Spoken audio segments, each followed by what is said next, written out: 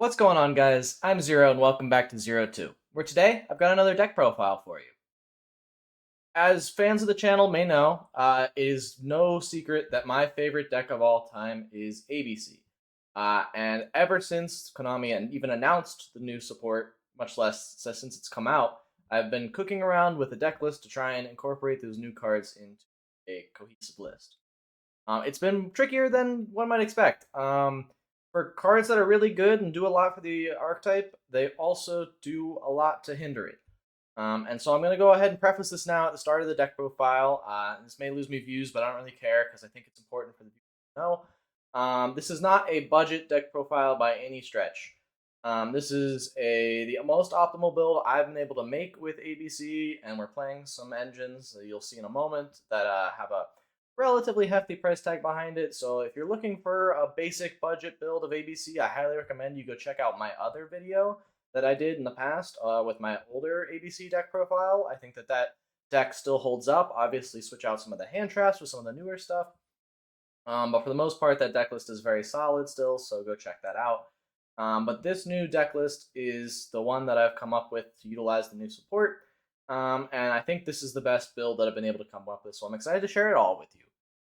Without further ado, though, let's go ahead and just jump into the card by card. We've got, starting out with the original ABC portion of the deck, we're playing one copy of a Assault Core, playing two copies of Buster Drake, we're playing one copy of Sea Crush Wyvern, and we're playing the brick that makes the engine go, one copy of Union Driver. For the spells for the original stuff, we're playing three copies of Union Hanger. In fact, not only three copies of Union Hanger, we're also playing a fourth copy of Union Hanger in Terraforming, and a fifth copy of Union Hanger in Set Rotation, because this is by far the best starter. For explanations on all of the OG ABC pieces, I also highly recommend going over and checking the deck profile, where I go over them all in how this portion of the deck functions. You'll get to see how this works in the combo portion of the video, but for a more detailed version on what all of these cards do and whatnot, go check that out, because we're going to spend a lot of this deck profile focusing on all the new stuff that we're playing to supplement this engine. But for the set rotation, we're playing the one of Disc Coliseum alongside the Therion King Regulus, some Omni Negate access if we happen to draw in double halves. And we're also now on three copies of Unauthorized Reactivation. This is a card that I wasn't playing in my older list, but is an older card that comes up now and is important for this deck list. It's basically a quick play spell that allows you to equip a union from deck to any of your monsters on the field that are an appropriate target for that union. And why that's important is because all of these parts provide monster spell and trap immunity for the monster that's equipped to, allowing us to play around hand traps better, because this deck does fold the hand traps. The reason why this deck list has taken so long for me to work on is because a lot of its combos, interestingly enough, are more fragile to hand traps than the older build until I have come up with like some play arounds or workarounds. There are a lot more choke points and points where the deck can struggle, and I'll point those out in the combo portion, so that way you know where to be concerned about your opponent's hand traps, where to save your unauthorized to protect with. But this card just really says, basically, it's like Call by the Grave or Cross Out. Spoiler alert, we're playing both of those as well. But it basically allows you to play through Interruption a lot easier.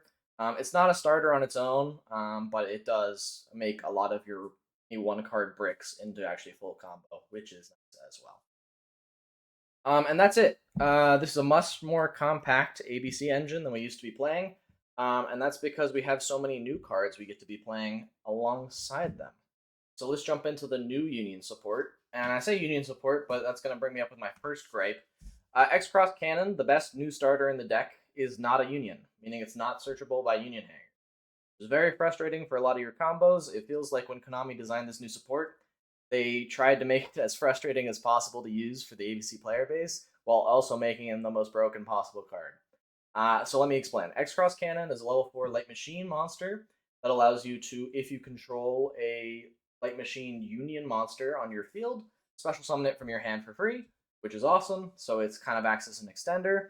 And then additionally, on normal or special summon, so this is why it can start or extend, you get to equip a Union monster from your deck to this card. That is huge because unlike something like Union Hanger, which also does the same thing, or the unauthorized reactivation device, which I just talked about, this does not have the added restriction on it that says you can't summon the monster you just equipped to it, meaning that as soon as you put cannon on the board and it resolves, you now have two link bodies to make like a link play, go into your platinum gadget, etc., etc. This card is just absolutely crazy. It fetches B from the deck, so that gives you more advantage as well. Absolutely nut card, and because of that, we're playing 3 additional copies of it in Union Activation, which is another new card out of Maze of the Master that says that you can send a light machine, normal or Union, from deck to grave that has the same stats. So we're forced to play the one of X Headcanon Brick, the old one, to add a copy of or the one that has matching stats from deck to hand. So we send the X Head Cannon from hand or deck to the graveyard to add the X Cross. So this is basically 6 extra copies of this card, and this card is now the best starter. The other new cards are Y Yare Head and Z Zillion Tank, and we'll talk about them both at the same time. They're both light machine unions that on special summon get to equip a piece to them. Y Yare Head equips from hand or graveyard, and Z Zillion Tick equips from banishment. Like X Cross Cannon, when they equip, they don't restrict you from summoning the monster, so they basically provide you with an insane number of bodies on the board. This deck can spam out level 4s like crazy.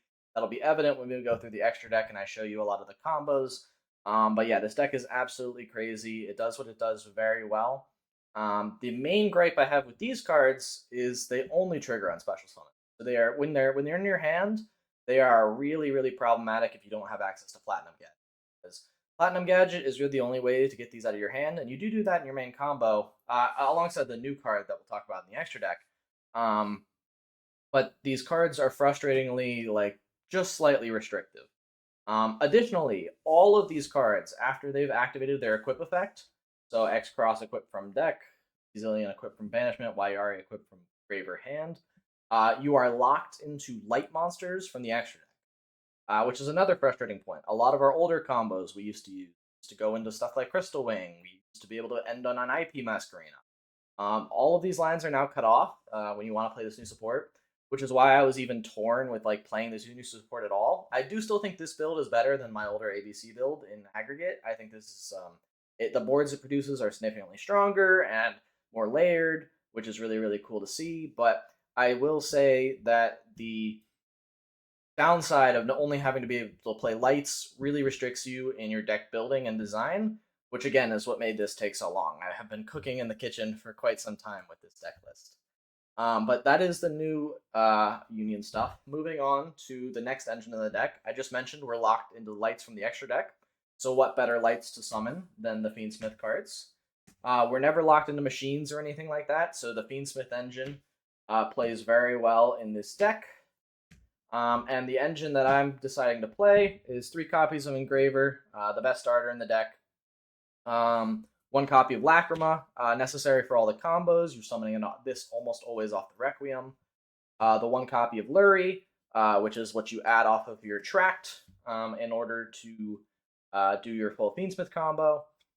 And then we're playing 1 copy of Sanct and 1 copy of Paradise. The Paradise needs less explanation because most larger Fiendsmith packages play this. It's a nice piece of interruption. If any of your plays get stopped or interrupted or hand trapped, having a Lacrima plus a Requiem in the graveyard means that the Paradise on your opponent's turn is at least 1 piece of interaction, which is nice.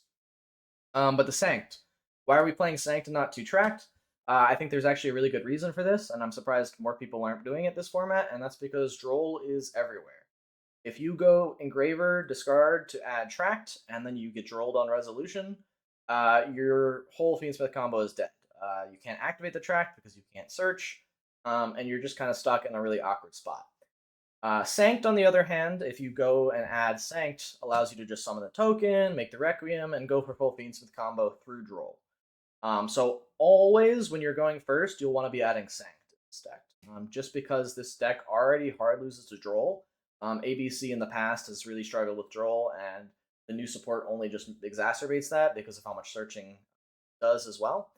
But yeah, the the Fiendsmith cards also introduce that as an issue, and so making sure that we're playing around that by having the Sanct as the option to go into going first, especially post side, but definitely even pre side because a lot of decks are main decking Droll this format. Having the Sanct option and going for the Sanct option over the Tract option. Tract is still in here because it's still very powerful. It's a starter on its own. If you draw it, you still have Fiendsmith combo, which is the nice part about it. Whereas this does not do enough on its own because you don't have enough light fiends in rotation after it's all done resolving. But the Tract does, which is the cool part about it. So you play a mix for situations when you need it, and Tract is so much better going second because Sanct requires you to only attack with fiends the turn you activate it. So if you're going second, you need to use Tract in order to combos started. But yeah, that's the Fiendsmith cards. Like I said, we're locked into lights from the extra deck very early on into our ABC combos. So having that as an option to both make with like the extra bodies on board and go into Moon, or to start our combos off to insulate them with like an Engraver in hand, feels really, really nice. On to the next supplementary engine. And it's going to sound weird because I just said we were locked into lights from the extra deck, but this is the engine that I found works the best because the other ABC engine is now so fragile to interaction, and we're playing the Azamina engine. So that's 3 Diabellstar, 3 Wanted, 3 Deception, and 1 Hollowed Azamina. Why are we playing these? These are all 3 of these, so 9 total copies, are all 1 card Omni Negates without using normal. That's really important to put up because a lot of times your normal or your first Link summon is extremely fragile if you don't have something to back it up. You can very frequently in this deck lose to just a one well-timed Imperm or well-timed Impulse on an important card, and so setting up the Ilia Sylvia before you do any of your normal summoning or committing to any of your plays is really, really important. All of the locks in this deck from the new ABC support, or I guess XYZ support, provides that light lock, but it's retroactive, or it's not retroactive, sorry, meaning that like it only applies for the rest of the turn after you've resolved it. So the idea is you open one of these 9, start your combo with it, get to the Ilia Sylvia, and then proceed to do your main combo beyond that.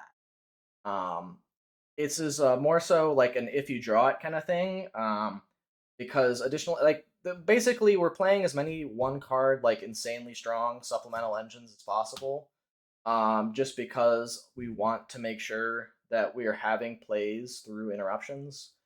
Like I said, in testing, I found that a lot of times I was just getting stopped, and so this engine is the best for what I've found so far. Let me know in the comments if you think there's anything better to play beyond this, but I'm fairly confident, and I think through a lot of testing and games that I played with this deck, this feels really good. It doesn't conflict with the light engine.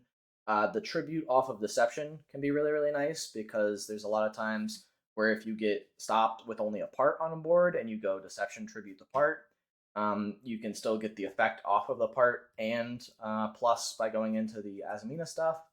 Notably, that's only if you start with stuff like Hanger or any of the parts because the other ones will lock you into lights. But even still, this engine's crazy. It's recursive too, so every turn you're going to get an Omni Negate back, which is fantastic. It provides a lot to the grind game that this deck has. Which is probably its biggest strength is the fact that it can continually get back resources with the Fiendsmith cards, with the ABC cards, with the Azamina cards, and just completely pop off. And then the last card that's not a piece of non-engine in the main is the Azaroon. You play the Azaroon to search off of the Scylla Hat in the extra deck, which is a part of the main combo. It provides you some layered interaction. Funnily enough, your board is full at the end of the main combo. You'll have 6 monsters on board, but fortunately, the Ilia Sylvia tributes its cost for its Omni Negate. So that'll leave a space open for the Azaroon to summon and act as an again, providing you some more layered interaction in case your opponent opens like a Dark Ruler or a Droplet for a number of cards. The end board's not super fragile. The Droplet actually really just like Dark Ruler, but Azaroon does give you options, which is nice. And that is it. So it's a 44 card engine. No, sorry, 43 card engine. And we're on 17 non-engine, bringing the total to 60 cards. We're playing 60 cards because of how many bricks this deck has. You want to limit the amount of bricks you're seeing, but because we're on 60 and only 17 non-engine, we need to be playing the highest impact non-engine possible because we're likely only drawing one or two. With that in mind, we're playing 6 copies of Mulch Armies. We're playing 3 Fuelos, 3 Perulia. We're looking for other high impact hand traps, so 3 copies of Droll and Lockbird. Again, the idea being, if you draw a hand trap, you want it to be one that can end an opponent's turn or completely stymie their plays. So again, we're on Nibiru. All 4 of these are insanely powerful hand traps in their own right. Fuelos forces your opponent to make half boards, if not pass, a lot of the times. Perulia encourages half boards as well, especially against like Ryziel and Mitsurugi variants.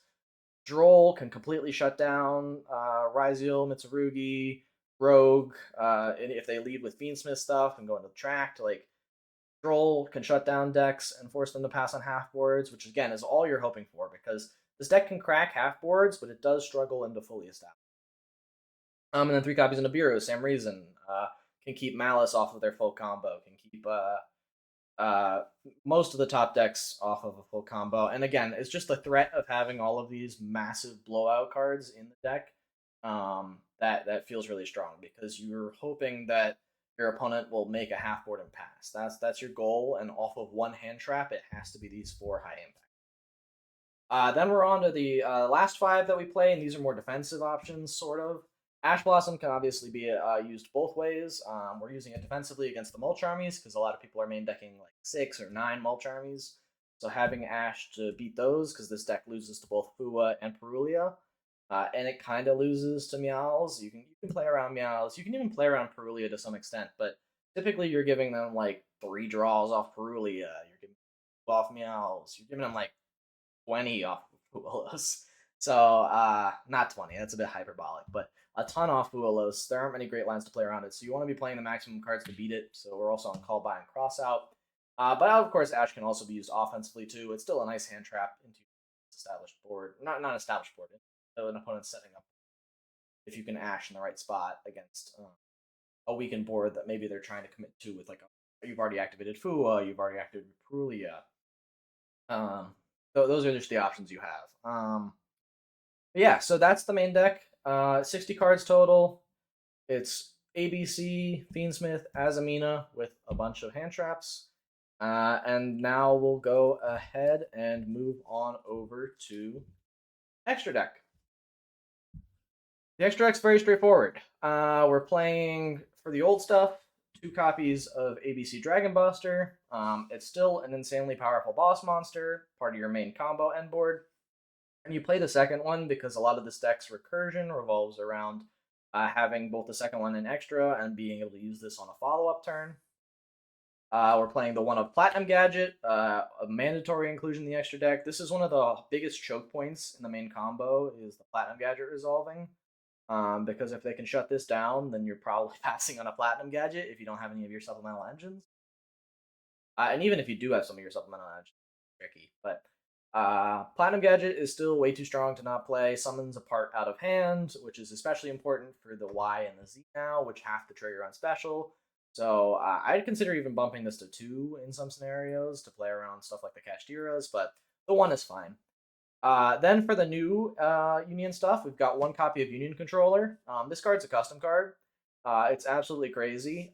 You summon it with the materials of being 1 light machine and either a Y or a Z. The new Y or Z. And that's by contact fusion, so banishing by banishing. So you banish from the field those 2. That can now turn your typically dead Platinum Gadget that you just have to leave on board into fusion material for the Union Controller, which is awesome.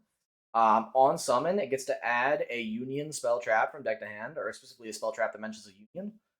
So that can add to hand a copy of Union Hanger. That can add to hand a copy of Union Activation if you need the X-Head. That can add to hand a copy of your unauthorized reactivation in order to play defensively. Like, this card's nuts. And then if that wasn't all, once per turn, you can special summon a Light Machine Union from your hand. So that means that or normal or Union technically, but almost always just Light Machine. that means that you get to trigger the hanger you just searched off of the controller for full combo. It's stupid. It's a stupid card. You only need one of it though for the main combo. And yeah, it's just absolutely crazy. It's your whole setup's going. If you can get to Union Controller and it resolves fully, you've probably won the game. Moving on to the next fusion, we have the new XYZ fusion. It takes X, Y, and Z, the new X, Y, and Z, and then has two effects similar to ABC Dragon Buster: an interruption, a summon back from banishment. The interruption occurs only on your opponent's turn. You can quick effect, discard a card during your opponent's turn, target a card in the field, destroy it. So it's a quick effect pop. And then the summon back happens when it's in your graveyard. You can banish it to reveal from your extra deck a light machine fusion, and then summon back its materials from banishment. So that can happen on your own turn if you need to extend for extra Xyz or Link fodder. Typically, this is what you use as follow up on turn 3. If this goes to graveyard or gets outed or you link it off, you can then just summon back all the parts, make another Dragon Buster, helps push for game. That's why you play 2/2, because the one is part of the end board, and then on turn 3, you put the extra one in the extra deck, so you can summon back effect.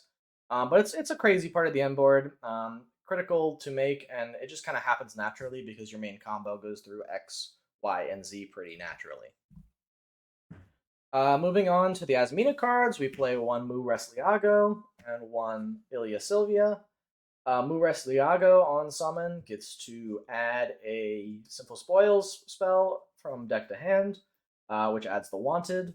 And the Wanted acts as both a extra search to get us a Deal Bellstar, but it also can be chained when you activate the Hollowed Asmina in order to give you both the search and the fusion materials required to make the Ilya Sylvia.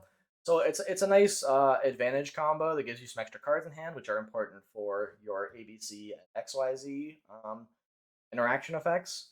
And then Ilya Sylvia is an Omni Negate while it's on the field, which is crazy. You tribute it as a quick effect when your opponent activates a card or effect to negate. Huge stuff. Always make these, by the way, before you start your main combo. If you ever open the Asmina stuff, you got to do it first because again, you're locked into lights. Some light monsters you can make regardless of where you are in your combo. We've got the Fiendsmith's cards, Moon of the Closed Heaven. We've got Requiem. We've got Sequence, and we've got Desiree. We're playing the minimal Fiendsmith extra deck package just because we're typically just taking 2 bodies mid combo and turning function. We don't have the extra deck space to make the Wave King High Caesar, nor can we make it at the end of our combo due to the fact that we're light locked. So we just stick to this package. Desiree is enough a lot of the time. You put it on your end board, and it's an extra Omni Negate on top of your insane end. Again, which we'll get to when we get to the combo portion.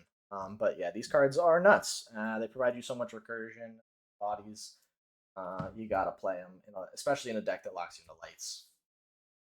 Then we're on to the next engine / part of the end board. We're playing Ptolemaeus, Nova, and Infinity.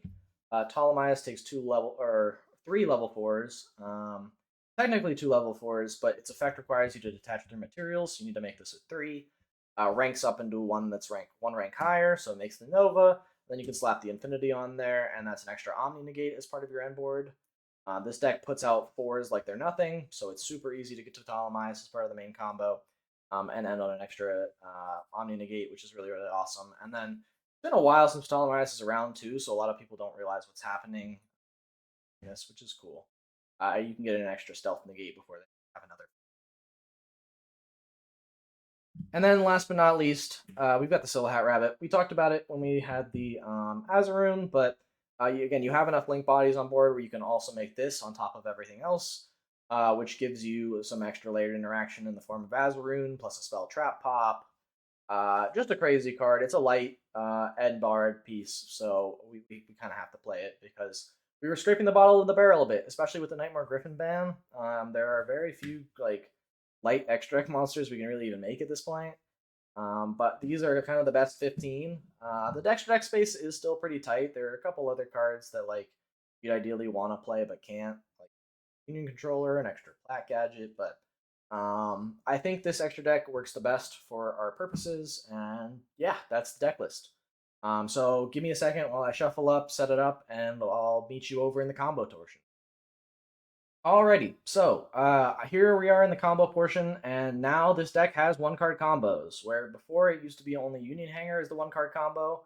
I forgot to mention it over in the actual deck profile portion, but we're actually on 23 one card starters. Not necessarily all for the ABC stuff.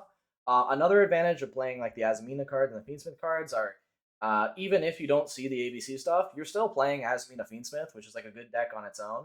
But I do want to say that this engine doesn't feel lost at all in the deck. It feels like it's super synergistic with all other two of the engines, so the three work very well in harmony. So don't be afraid that like, oh, this isn't an ABC deck. You're not playing ABC. We're definitely playing ABC.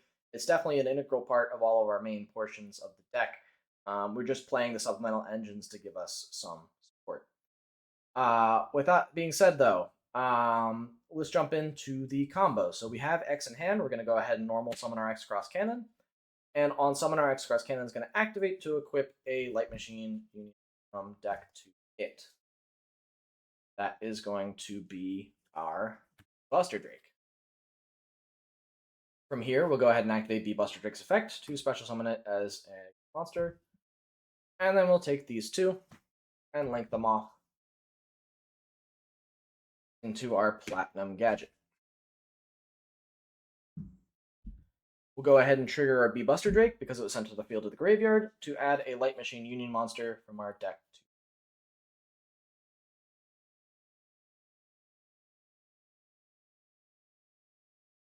And that's going to be our Y Yara head. We're then going to activate our Platinum Gadget effect to special summon from our hand. We'll special summon our Y Yara head, and our Y Yara head is going to trigger on special summon to equip our B Buster Drake. We're then going to activate B Buster Drake here, special summon it, and then because now we have gotten our B Buster Drake unequipped from our Y Yara head, we can go ahead and use it and Platinum Gadget as the fusion materials to contact fuse into our Union Controller. Our Union Controller is going to trigger on summon to add a spell or trap that mentions a Union. We're going to get the best one, still to this day, Union Hanger. We'll activate Union Hanger, and that's going to allow us to add a Light Machine Union from our deck to our hand, grabbing us our Z Zillion Tank. Union Controller is going to be able to activate its next effect to special summon a Light Machine Union from our hand. We're going to summon that Z Zillion Tank, and then we're going to go Chainlink 1 Z Zillion Tank to equip our Y Yara head, and Chainlink 2 our Union Hanger to equip from our deck.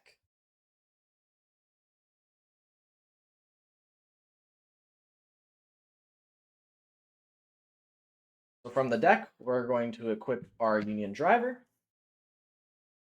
And from Banishment, we're going to equip our Y Yara head. Then we're going to go ahead and activate our Union Driver, banish it to grab another part from the deck. This time we want Sea Crush Wyvern. We'll go ahead and take our Union Controller and our B Buster Drake and link them off for our Moon of the Closed Heaven. That's going to trigger our B Buster Drake another time because none of these are hard once per turns, nor are they really once per turns at all. That includes the new stuff, except for X Cross Cannon, who is a once per turn. Z Zillion Tank and Y Yara head don't have a once per turn on them, which is absolutely crazy. And you'll see we'll get to use Y Yara head again in a second. But for now, we need to go ahead and add from our deck to our hand the last part that we're missing, our A Assault Core. Then we'll go ahead and take our Moon and link it off into our Requiem. And then we'll go Requiem effect, tribute to summon from our deck a copy of Lacrima of the Crimson Tears. Lacrima of the Crimson Tears is going to trigger on summon to just send from our deck to graveyard a copy of Fiendsmithing. We'll then go ahead and activate Yara Head's effect to special summon. And that's going to trigger its effect on special summon to equip a B Buster Drake from our graveyard again. And then we'll say B Buster Drake effect to special summon. And then we're going to take Zillion Tank, Yara Head, and Lacrima.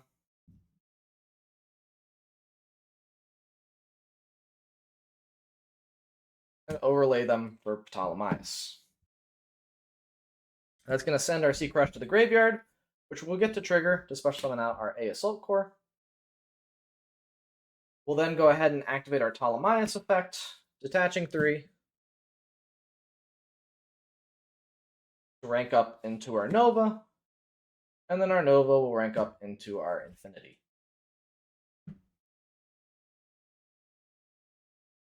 From this position, we'll go ahead and activate our Engraver in graveyard, shuffling back our Closed Moon, summon itself back.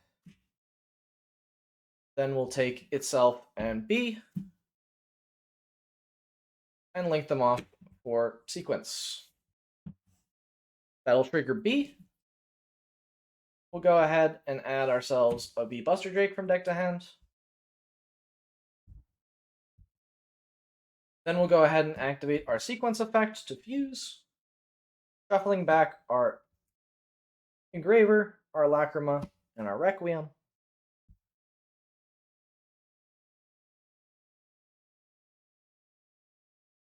To summon our Desiree.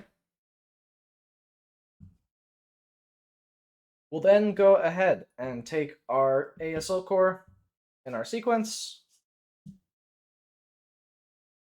and link them off for our Scylla Hat. That's going to trigger our Scylla Hat to go ahead and links or set from our deck our copy of Hazaroon. We'll leave it face up so we can talk about the interactions.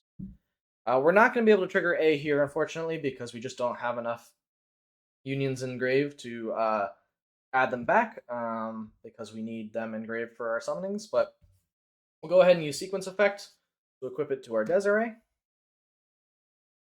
Then we'll go ahead and banish our X, Y, and Z.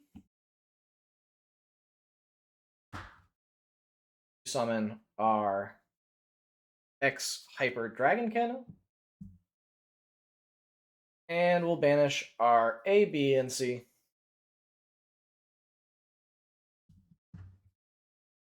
To summon our Dragon Buster.